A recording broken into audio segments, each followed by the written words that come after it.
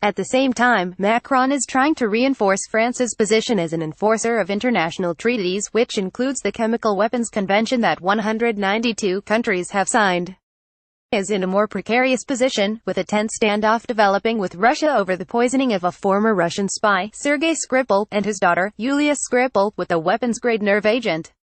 He has been under pressure to respond forcefully to Moscow for the attack, which exposed hundreds of citizens in southwest England to the deadly substance.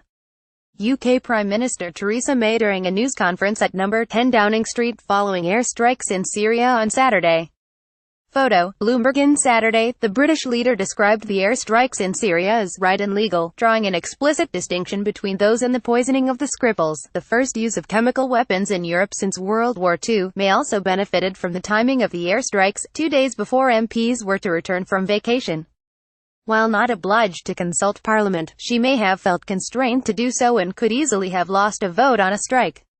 Another imperative for Britain was to reciprocate the support that London has received from the US in the dispute with Russia over the poisoning. I don't think she had much choice, said Justin Brong, a research fellow for air power at the Royal United Services Institute, a defence and security-focused research institute in London.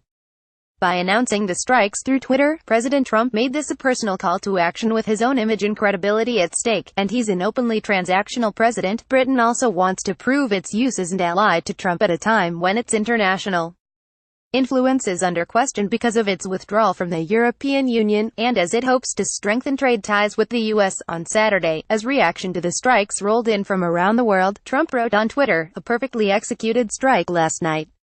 Thank you to France and the United Kingdom for their wisdom and the power of their fine military. Could not have had a better result. Mission accomplished." Opinion polls suggested that the British public support for strikes was lukewarm.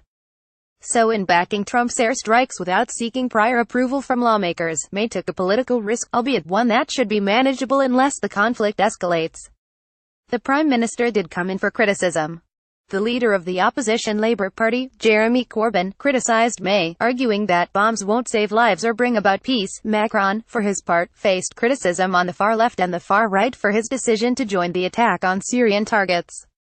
The leader of the far-left France Insoumise party, Jean-Luc Mélenchon, accused Macron on Twitter of attacking Syria without proof of chemical weapons use and without a UN mandate, an EU agreement or a vote of the French Parliament.